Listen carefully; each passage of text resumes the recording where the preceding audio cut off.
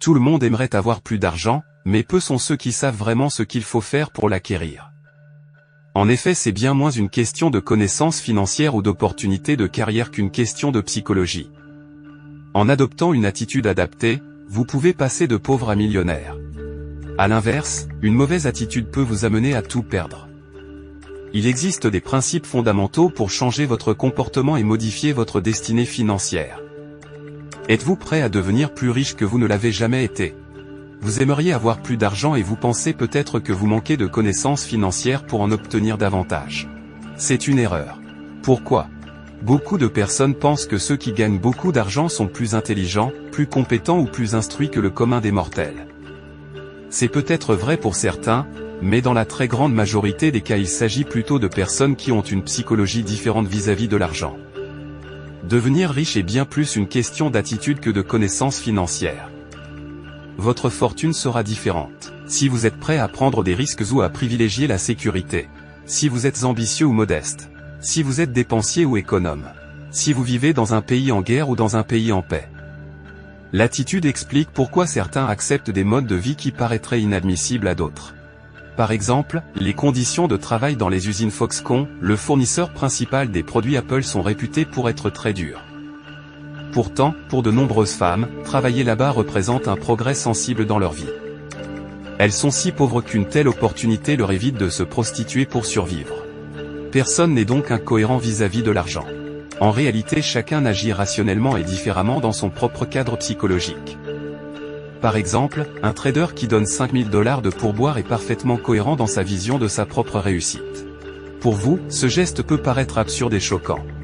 À l'inverse, jouer au loto est illogique d'un point de vue économique car les chances de réussite sont très faibles.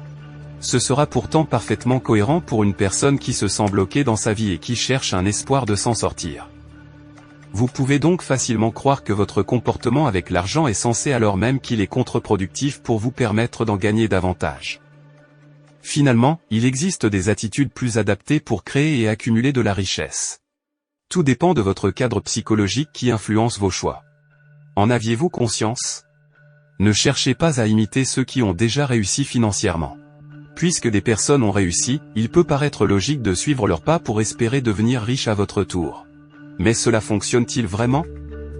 Le domaine financier peut vous paraître complexe. Pour faciliter votre route vers la richesse, vous pourriez chercher à imiter ceux qui sont déjà fortunés. En réalité, la réussite financière est un mélange de prise de risque et de chance. Il est donc impossible de la reproduire à l'identique. Chaque parcours dépend de la conjonction de multiples facteurs circonstanciels, parmi lesquels une large partie est hors du contrôle des êtres humains. Par exemple, Bill Gates est devenu l'homme le plus riche du monde en développant des produits informatiques. Mais ce que de nombreuses personnes ignorent, c'est que dans sa jeunesse il a fréquenté l'une des seules écoles au monde à posséder un ordinateur. Sans cela il ne se serait pas passionné pour l'informatique à 13 ans et n'aurait pas pu comprendre avant les autres l'importance de cet outil dans le futur. De même, si Rockefeller est devenu milliardaire au XIXe siècle, c'est parce qu'il a délibérément violé de multiples lois contraignantes. La frontière entre un homme de génie et un simple criminel était donc très fine, et sa réussite financière est en partie due à l'inaction du système judiciaire. Devenir riche n'est pas qu'une affaire de talent et de travail. Il est donc illusoire d'imiter les comportements de personnes que vous admirez, d'autant plus si leur réussite est éclatante. Au contraire, cherchez à trouver quels comportements à votre niveau auront le plus d'impact positif dans votre propre vie. Par exemple, au lieu de placer votre argent comme Warren Buffett, vous pouvez vous rendre compte qu'avec plus de temps libre vous serez plus heureux, même si vous avez moins d'argent. Vous pouvez économiser chaque mois un peu plus d'argent que vous n'aviez l'habitude de le faire. Vous ne serez peut-être pas aussi riche que lui, mais vous serez plus satisfait en trouvant votre propre voie. En résumé, vous ne pouvez pas imiter le parcours d'une personne riche, car vous ne bénéficierez pas des événements imprévus qui l'ont aidé dans cette voie. Trouvez plutôt les méthodes qui fonctionnent pour vous et qui amélioreront votre vie. L'argent n'est que secondaire. Pour devenir riche, modérez vos désirs. Savoir gagner plus d'argent est utile, mais il est encore plus important d'apprendre à ne pas trop dépenser. Comment faire? La psychologie humaine rend les désirs facilement hors de contrôle. Ils sont toujours plus nombreux dès que vos moyens augmentent.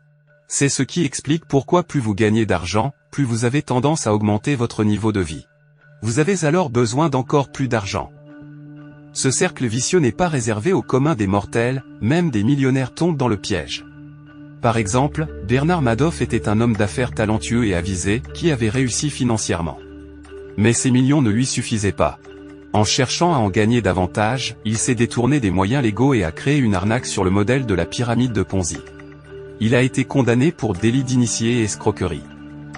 Pour devenir riche, la compétence la plus utile mais la plus difficile à acquérir, c'est donc de contrôler l'augmentation de vos désirs. Grâce à cela, vous dépensez moins et vous n'avez surtout pas besoin de gagner plus d'argent et de prendre plus de risques. Cela équivaut à une augmentation de revenus.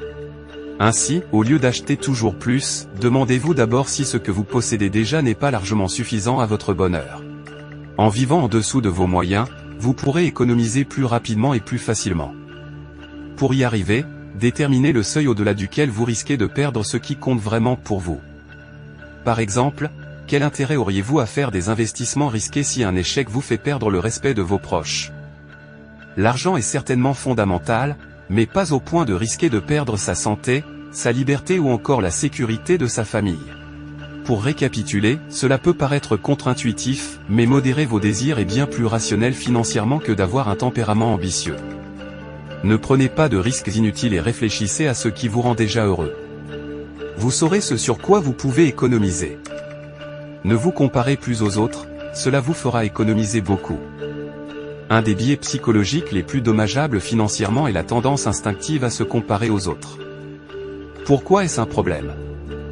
Plus vous avez d'argent, plus vous avez tendance à vous comparer à ceux qui en gagnent plus que vous. Vous vous sentez alors plus pauvre même si vous êtes riche. Ce biais psychologique ne s'arrête jamais, car même les millionnaires sont pauvres par rapport aux milliardaires. En vous comparant aux autres, vous dépensez beaucoup d'argent uniquement pour impressionner et tenter de gagner le respect ou l'admiration. Pourtant cette manière d'agir est totalement improductive. Par exemple, lorsque vous voyez une Ferrari dans la rue, vous enviez peut-être son conducteur, qui à son tour se sent probablement fier de vous en mettre plein la vue. Mais ce que ce conducteur ne sait pas, c'est que vous ne vous préoccupez pas le moins du monde de lui. Ce qui vous intéresse c'est de vous imaginer au volant du bolide. Son étalage de richesse n'a donc servi en rien à se faire admirer. En réalité seule l'humilité, l'empathie et la gentillesse sont réellement efficaces pour que les autres vous apprécient sincèrement. Peu de personnes s'en rendent compte. Elles croient alors avoir besoin de réussir financièrement pour se sentir valorisées. Cette attitude est naturellement présente chez les êtres humains à des degrés divers. C'est pourquoi il est difficile de la percevoir et de la corriger. Il s'agit pourtant juste d'un problème d'ego dont vous pouvez vous libérer. En vous préoccupant moins de ce que les autres pensent de vous, vous dépensez automatiquement moins d'argent. Dès que vous agirez ainsi, la taille de votre maison, la marque de votre voiture ou celle de votre montre deviendront totalement secondaires. Réduire vos dépenses d'apparence de seulement 2 à 3% vous fait économiser l'équivalent de 80 heures de travail par semaine. Bref, votre ego vous fait penser que les possessions vous rendront spécial aux yeux des autres. Plus vous vous en détacherez, plus vous économiserez de l'argent. C'est un excellent moyen de devenir plus riche plus rapidement. Le principal bénéfice de l'argent est d'avoir la maîtrise de son temps. De nombreuses personnes qui cherchent à être plus riches pensent que l'argent leur servira à acheter ce dont elles ont toujours rêvé. Mais le vrai intérêt de l'argent ne se situe pas à ce niveau. À quoi sert-il vraiment? Pour celui qui manque d'argent pour vivre, il est évident qu'en avoir plus est une condition essentielle pour améliorer sa vie. Mais pour celui qui en possède déjà assez pour subvenir à ses besoins fondamentaux, l'argent change d'utilité. Il ne sert plus seulement à acheter des choses, mais surtout à libérer votre temps. En effet, plus vous avez d'argent, et plus vous avez le choix d'exercer une activité qui vous plaît avec des personnes que vous appréciez. Le tout aux horaires qui vous conviennent et aussi longtemps que vous le souhaitez. C'est ça, le vrai luxe de l'argent, ne plus être soumis à des contraintes que vous êtes obligé d'accepter si vous en manquez. Par exemple, avec un peu d'argent de côté, vous pouvez vous permettre d'attendre quelques mois pour trouver un meilleur emploi. Vous n'êtes pas contraint de prendre le premier qui se présente. Malheureusement, peu de personnes sont vraiment conscientes de ce bénéfice réel. Elles se perdent plutôt dans des considérations consuméristes qui dégradent leur qualité de vie. Par exemple, pris collectivement, les Américains sont plus riches qu'ils ne l'ont jamais été dans leur histoire. Pourtant ils ont abandonné la maîtrise de leur temps pour travailler plus et acheter plus de biens matériels. En 1981, le psychologue Angus Campbell a démontré que ce qui rend heureux c'est le sentiment d'avoir la maîtrise de son existence. Et ce, peu importe les variations de ses conditions de vie. Autrement dit, ce n'est pas ce que vous gagnez qui compte le plus dans votre bonheur, mais plutôt la liberté de choix dont vous disposez. Vous n'avez donc pas besoin d'être millionnaire pour être plus heureux, simplement de retrouver une plus grande maîtrise de votre temps. Pour cela, vous pouvez par exemple trouver un moyen de réduire votre temps de transport jusqu'à votre travail. Vous dégagez alors du temps libre, ce qui augmente votre bonheur plus sûrement que de l'argent durement gagné. Ainsi, à partir d'un certain seuil, l'argent vous permet d'avoir plus de liberté dans votre gestion du temps. Faites en sorte d'en dégager autant que vous en avez besoin, c'est comme cela que l'argent servira vraiment à vous rendre plus heureux.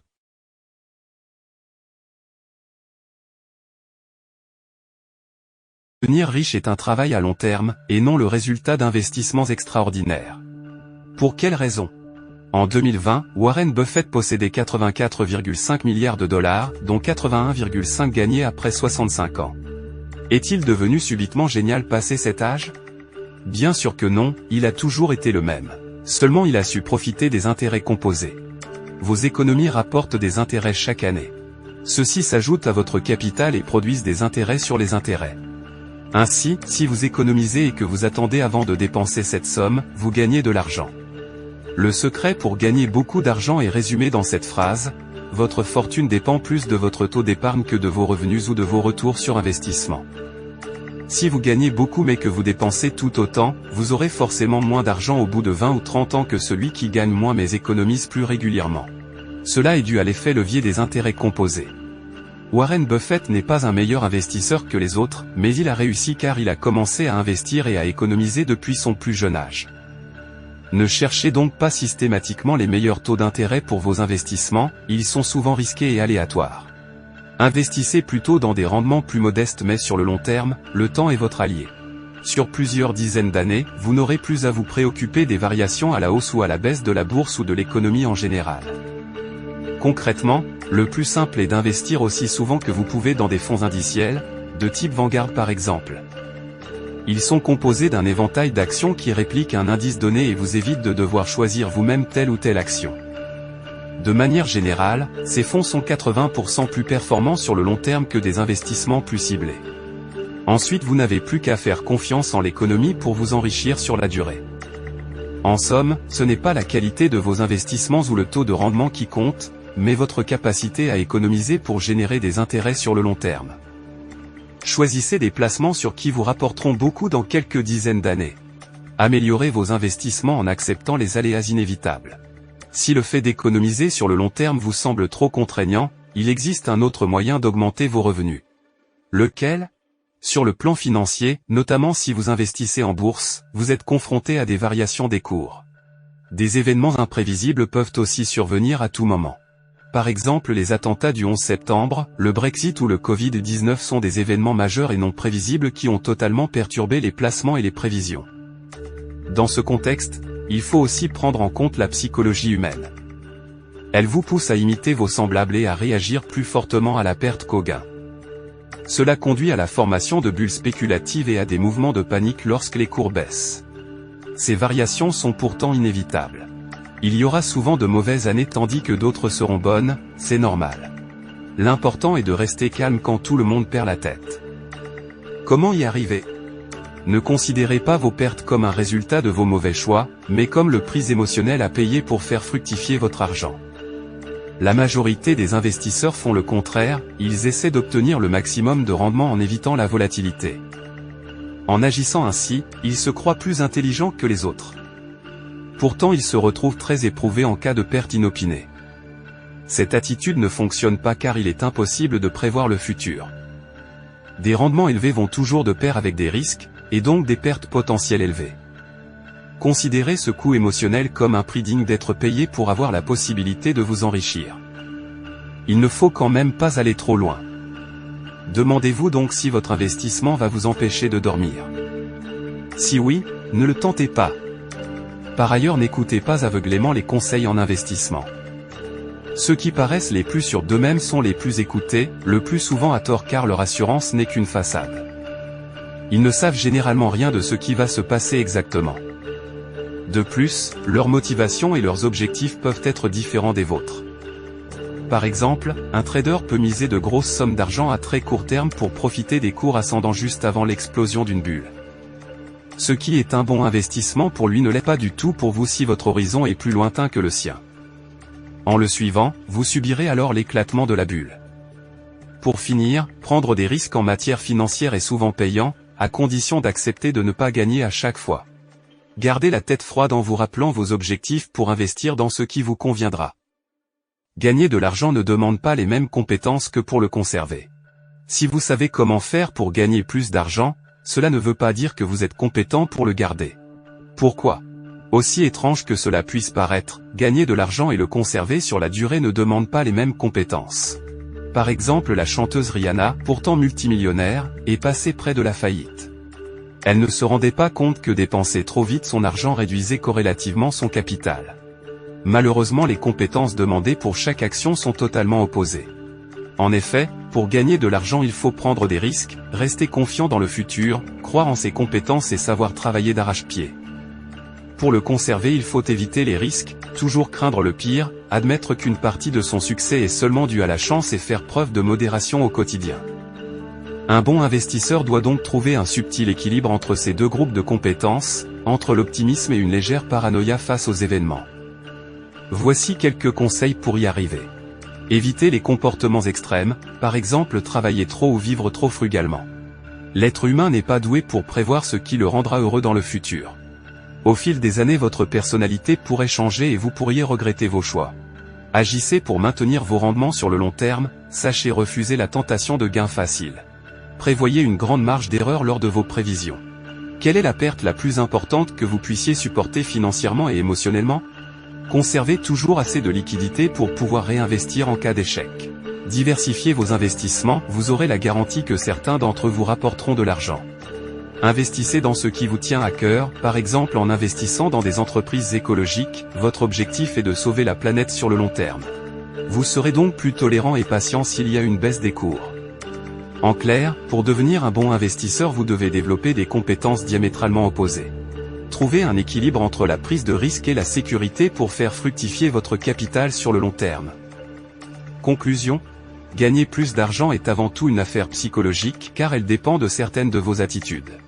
Mais finalement le plus important est plutôt de vous interroger sur le rôle de l'argent dans votre vie. En quoi favorise-t-il votre bonheur ? Est-il un instrument de liberté ou une contrainte ? Que sacrifiez-vous pour l'obtenir ?